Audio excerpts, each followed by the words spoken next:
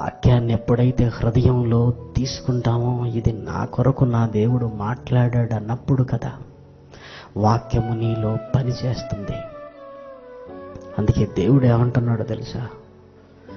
మనిషికి ఎలాంటి చికిత్స కావాలంటే, ఇదిగో రాతి గుండెను తీసివేసి మాంసపు గుండెని పెడతాను అంటున్నాడు. అంటే గుండె మార్చేయాలరా మీకు, గుండెనే మార్చేయాలరా మీకు. ఎందుకంటే రాతి గుండె అయిపోయిందిరా.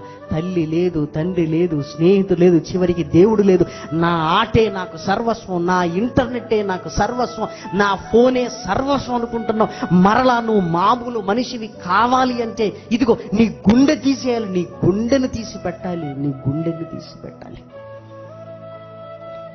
మారటం ఎంత కష్టం అయిపోతుందో చూసారా ప్రియమైన వారలారా? వాడు కుర్చీ లాగి ఉన్నాడు.